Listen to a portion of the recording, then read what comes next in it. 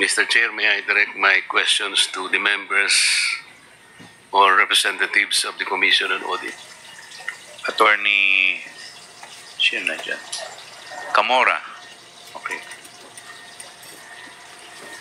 Mr. Chair, I would like to ask the representative of the 1987 Philippine Constitution, which states that the Commission on Audit shall have the power, authority, and duty to examine, audit, and settle all accounts pertaining to the revenue and receipts of and expenditures or uses of funds and property.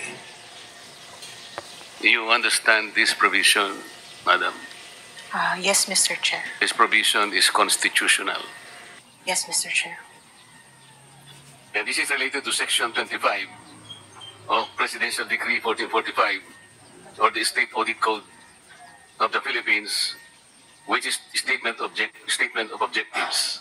It says that in keeping with its constitutional mandate, this is in relation to the provision in Constitution I previously referred to you, the Commission adheres to the following primary objectives.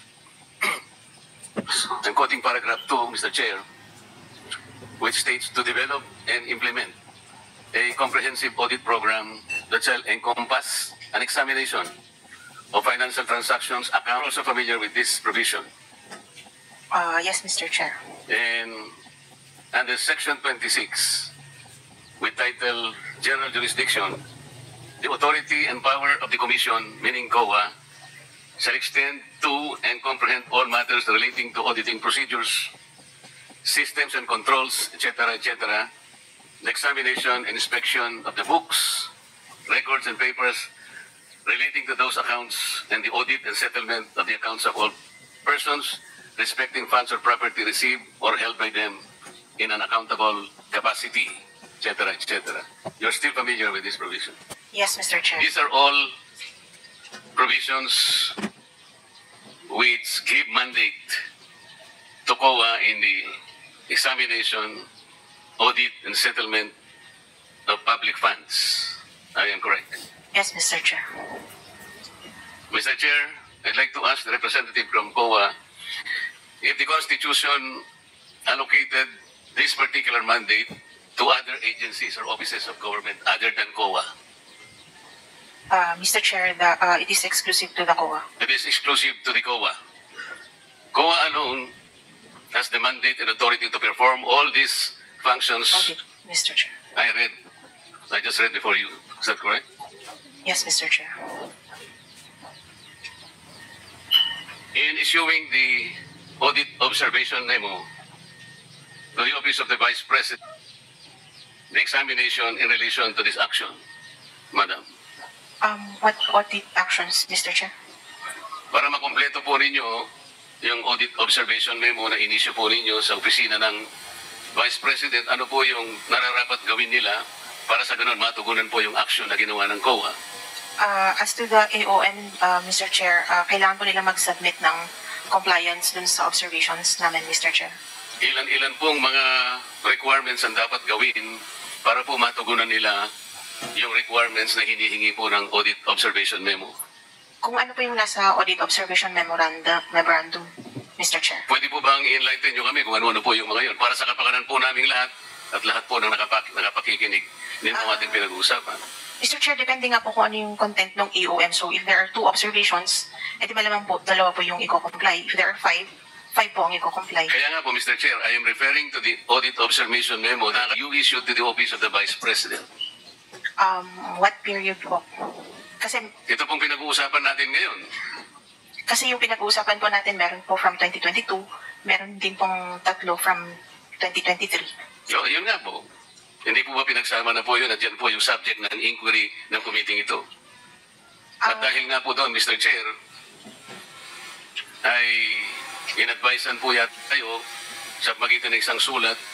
Kung hindi po sulat po yun, sa aking pagkakaintindi mula po sa interpellation kanina pa, ay mukha pong ina-advisean kayo ni Atty. Sanchez na i-ignore po ninyo yung sabina ng committee ito sapagkat yung ignore po yung House probe sapagkat hindi pa po kompleto o conclusive yung audit observation memo. Parang ganun po yung aking pagkakaintindi. Tama po ba? Yung request po nila, Mr. Chair, yes. Yes, ma'am. Yes po.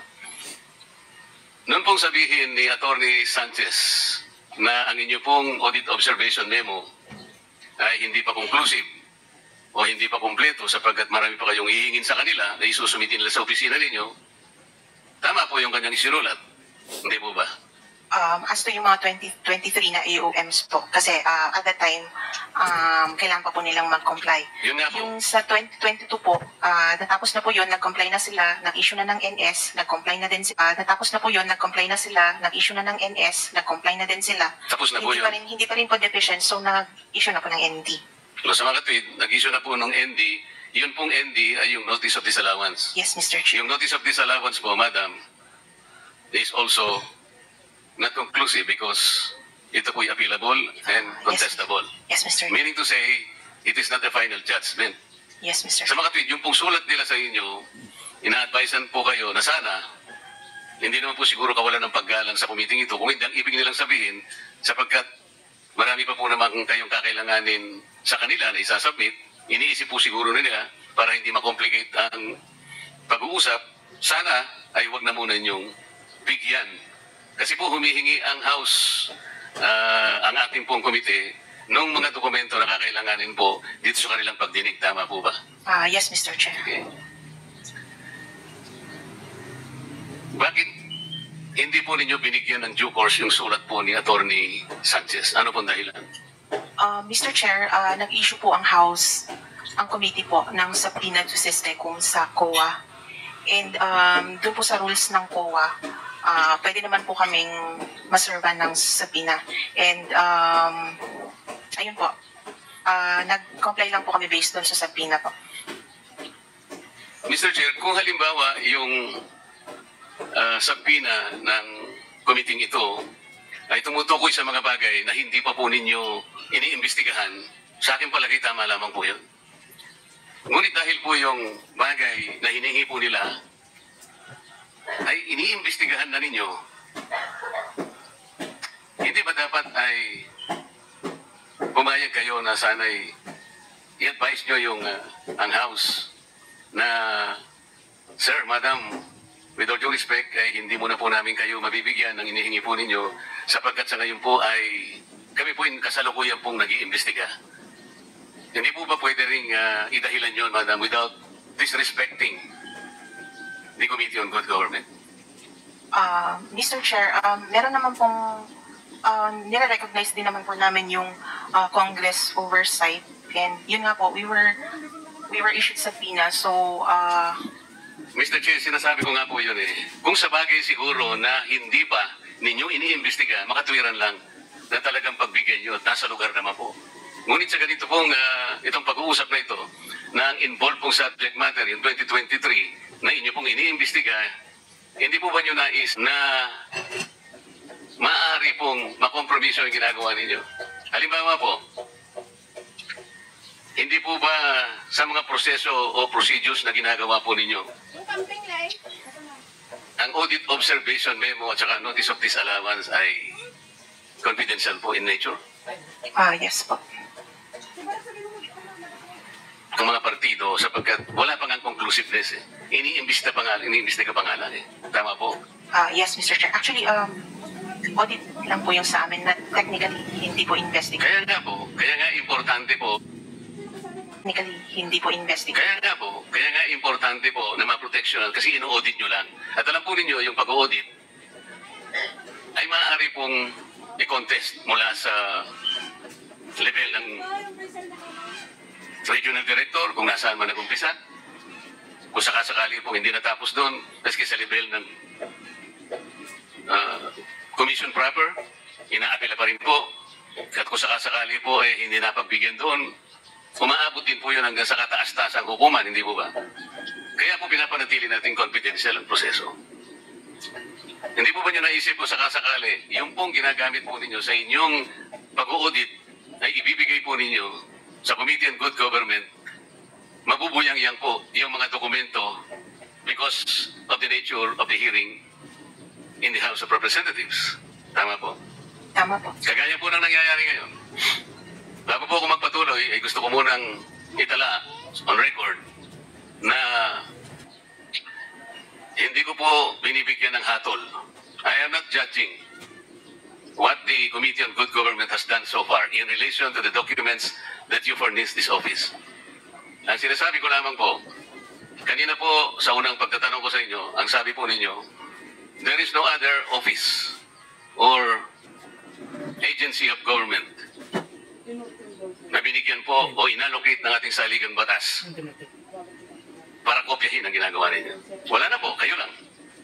Hindi po ba niyo naisip na ang inyo pong gawain, ang inyo pong gagamitin sa inyong pag-audit ay nagamit po ng local government at hindi nyo man lang ipinaliwanag. Sana, kanina pa po na tinatanong ko, bago pa po ninyo ibigay, pinagbigyan nyo sana yung sulat po ng attorney sapagkat nasa inyo na po ang pag-uusisa ng pag-audit. Masasakripisyo po, masasapubliko po ang gagawin ninyo kung sakasakali. Tama po ba? Tama po, Mr. Chair. Ang audit po ay exclusive sa Commission on Audit. Pero since ang Congress po ang may hawak sa yung pera po ng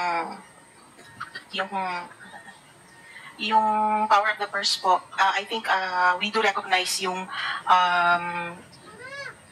Congress oversight over the power and similar to sub judice po, hindi po nababind ang Congress pagdating po sa power ng Congress na yun po. Mr. I think Chair, hindi gusto ko naman po- yung audit ang gusto nilang gawin, which is yung audit po ang sa amin. So, Mr. Chair, gusto ko pong malaman sa sagot ng ating representative ng COA. Opinion mo ba yan o yan ay kinuha mo sa pinakamataas na opisyal ng COA sapagkat hindi ikaw ang magbibigay ng katwiran doon sa kung ano yung power of the force at kung ano ang significance ng sabi na tinanggap ninyo. Ito ba ay pinag-usapan ninyo, tirefer mo sa commission proper? somehow na-discuss. Ano po? Somehow po na-discuss. What do you mean Although somehow? Kasi po importante yun eh. Ah. Alam po ninyo na magkakaroon po ng tension between your mandate and the objective of the Good Government Committee. Iba po yung trajectory nila, iba po yung sa inyo, audit. But you will be using, the committee will be using the same documents. The committee will be using those yardstick that you must be using in your own audit. Sa makatwid po, masasakripisyo po. Halimbawa po, Mr. Chair, noong umpisahan po ng Good Government Committee, yung pag-uusisa po, itong bagay na pinag-uusapan natin. Necessarily, ang gawain po ninyo na interrupt, tama? yes po. Huminto kayo. Hinihintay ba ninyo kung ano magiging outcome po ng pag-uusisa at pag-iimbestiga ng good government? Paano pong hinihintay po, Mr. Eh, na-interrupt kayo eh. Sa mga tweet, ang gawain po ninyo ay nabalang. Nabinbin kayo.